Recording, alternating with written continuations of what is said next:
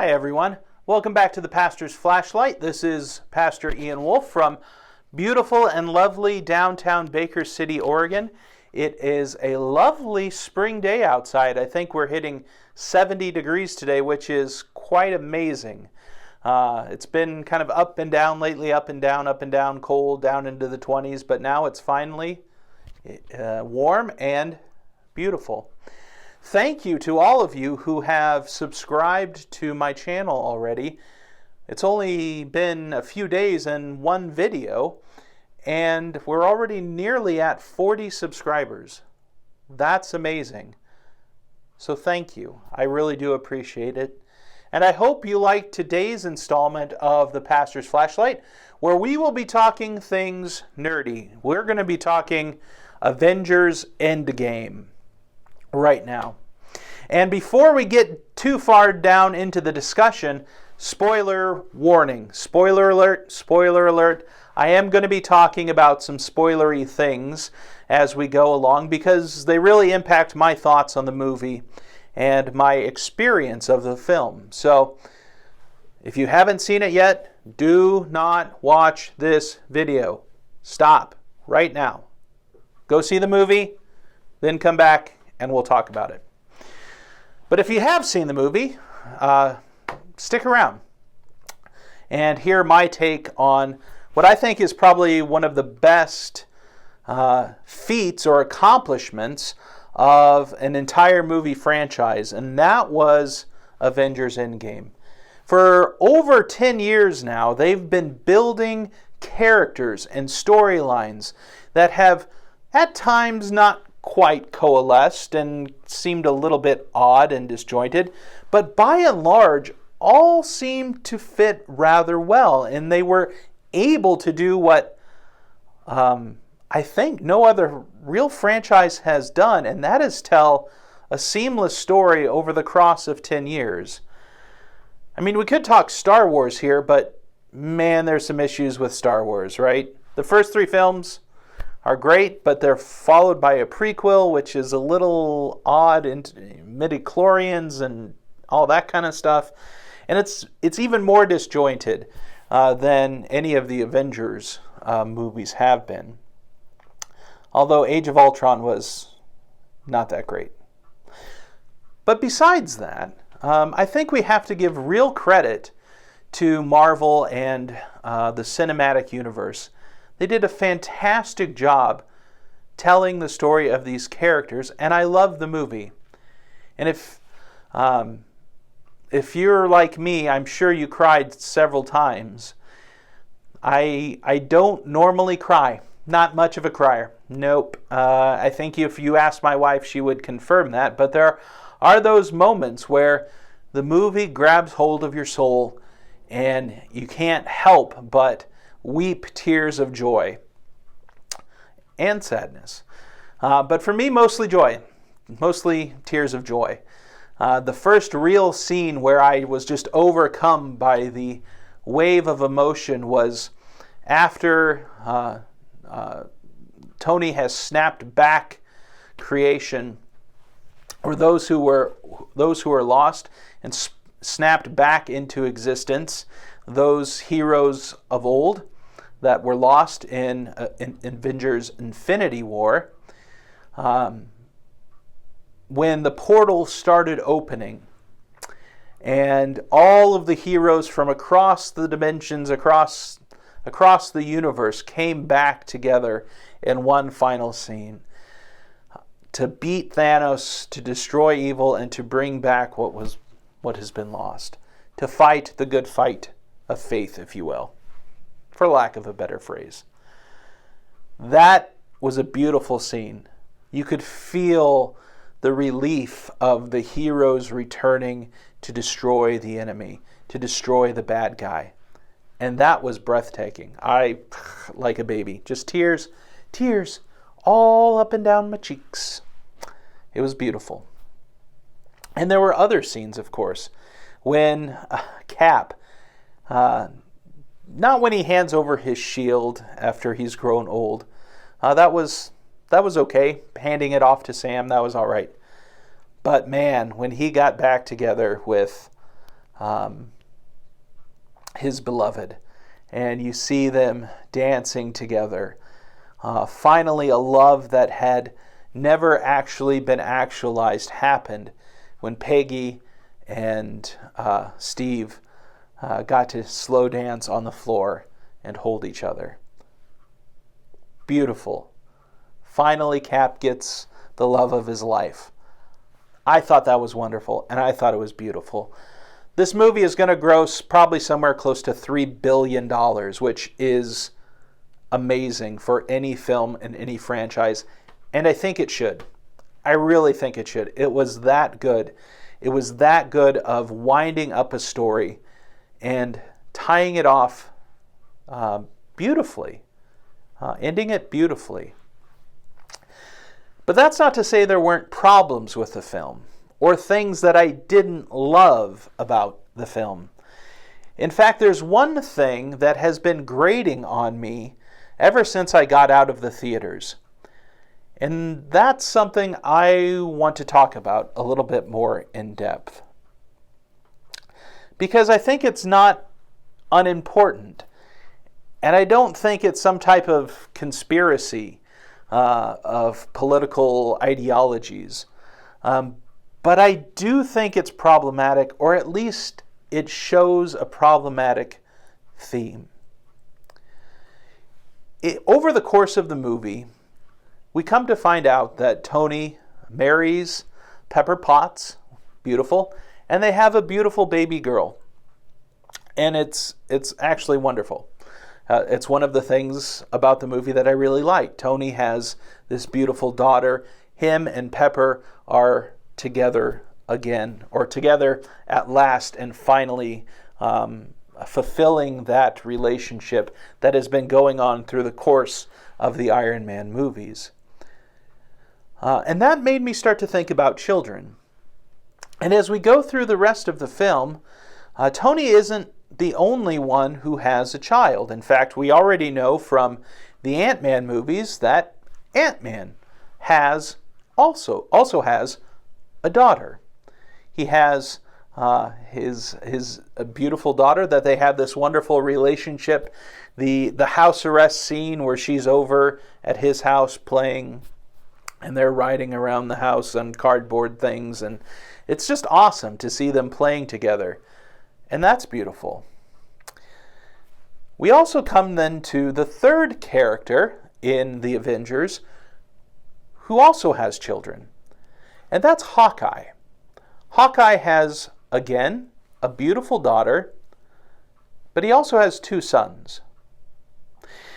And the first thing that made me start thinking about this and led me down the path where it was sort of like grading nails on a chalkboard in my inner dialogue is that we see Clint teaching his daughter how to shoot a bow and arrow.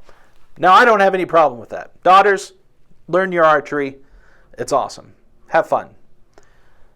But what happens over the course of the relationship with Clint and his family is that the directors want us to acknowledge and embrace and to care about the relationship that Hawkeye has primarily with his daughter. In fact, it's his daughter that we in the audience are only meant to care about. We get a glimpse before Thanos snaps his fingers, and that's when Hawkeye is teaching his daughter how to shoot. The snap occurs, she turns to ash, and Clint immediately runs towards her, which makes sense because they were right there together. But then secondarily looks for his sons and his wife.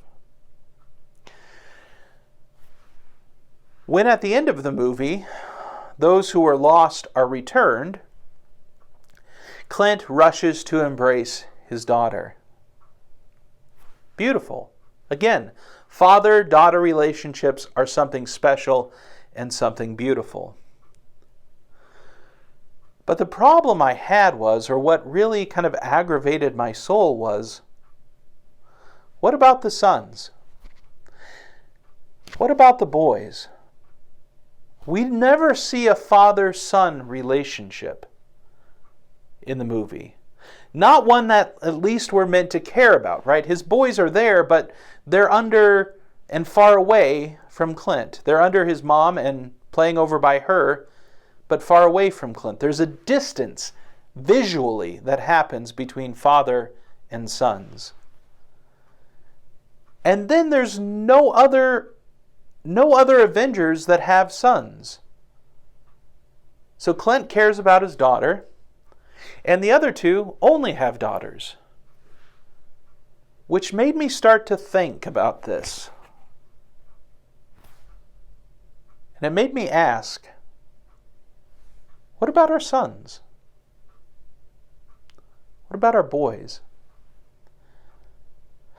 I think the problem, or one of the reasons why this theme of sons started rattling around in my mind too, was because there were also two scenes during the battle. And this was also very intentional. The first scene was the picture of the Avengers about ready. They're all striking their pose, ready to engage in battle, right? And they go rushing in and start fighting. A few minutes later, I don't remember how much longer in the movie. It wasn't that far down the road.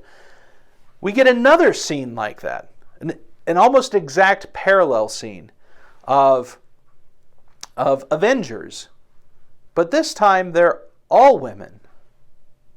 They're only women. Only women. And that's the image that goes to take on Thanos. What is being said by that? At least it seems to me cinematically that it is a replacement. A switching and a changing of the guard, as it were. From the old guard of men, although there was Scarlet Witch and Black Widow, who I believe still should have had her own movie a long time ago. Don't get me started on that. But now they're being replaced by all women. And that's problematic, especially as it falls to the sons. It seems to me that there's at least a sub-feeling or what's the word I'm looking for? Not just tension that the sons are being pushed away and we're only meant to care about the daughters. And that's problematic. I know we live in a time and a culture where down to the patriarchy is the battle cry of many. Those who feel that they have been taken advantage of by the systems, the societal systems that have taken place that seem, in their view, to always favor men. And now we have to topple that over. We have to subvert it. We have to turn the pyramid upside down, and so that get rid of the patriarchy so that the matriarchy might rise, so that women might rise above men. And we see that, I think, in the children, or at least in the feeling that we're supposed to have between the Avengers and their kids. It kind of bothers me that we couldn't have one son that any of the heroes actually cared about, embraced, and ran to. It seems to me that in the wave of political and social unrest, again with the down to the patriarchy movement, is that it isn't those who have been the worst offenders that will pay for those crimes. It will be the next generation. It'll be our sons, our boys. And that scares me. The movie left me feeling like sons don't matter. At least not to the Avengers. And I don't know if that's a thing of, something of things to come, a sign of things to come or not. But it certainly has me troubled. It has me puzzled a bit. It was said that, or I've heard it said, I should say, that Disney purchased Marvel and Star Wars because they wanted to get more men into the brand. They wanted to get more boys specifically into the brand. Disney, with their characters and their past, has always been associated with princesses, with girls. That's just the way it's sort of been. Disney, princesses, that's a girl's brand. And so to change that, they've bought Star Wars and they bought Marvel, and who knows what else they'll get their hands on, so that they would have more characters to draw sons in, to draw boys in, and men to. But they come now, and in the movie they're told, at least I think so, cinematically they're being told, you don't matter. You belong in the distance, playing catch with mom.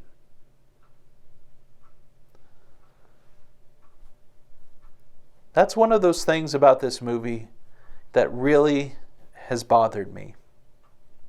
And it really rubs me raw. I still love the movie, no doubt. And it's a huge success, and it should be a huge success. But it still leaves me wondering, what is it trying to teach our sons? I think one of the more deeply felt problems we have in our society today is that our fathers and our sons have a disjointed relationship. You don't see and you don't hear about many good father-son relationships. And at a moment in the movie when they could have embraced that, when they could have given at least one son to an Avenger, to show that father and son love each other in the next generation, right? Because this is a generational thing. It could have been good. It could have been beautiful. It could have been that daughters and sons are important to their fathers. It could have been that, but it wasn't.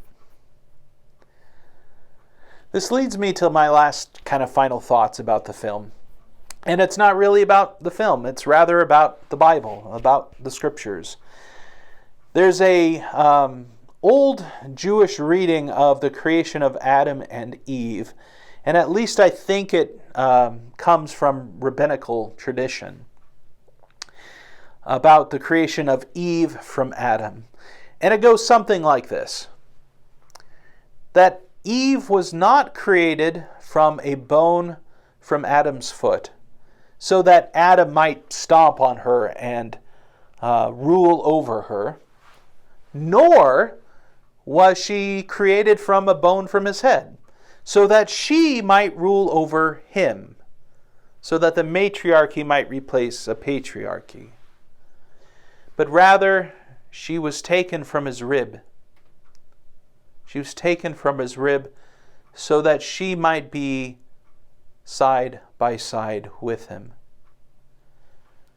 That is what I missed in Avengers Endgame. It didn't feel like we were at that point, man and woman fighting together, but rather that the men were being replaced by the women, the sons off in the distance, and now it's time for the daughters. I think it is time for women, and I think it is time for daughters, but I don't think it's at the cost of sons. That's my thoughts. I hope you liked Avengers Endgame. I hope you liked this video. What were your thoughts on the movie? And if what I said, did it sound or did it resonate with you? Leave a comment below telling me your thoughts about the film and what you loved about the movie, or what you also found either disheartening or problematic in the film. I'd love to hear them. Again, thank you for watching this video. Thank you also for subscribing to the channel. And if you did like this video, be sure to hit the bell icon for more videos just like it in the future. God's blessings and peace be with you. Bye.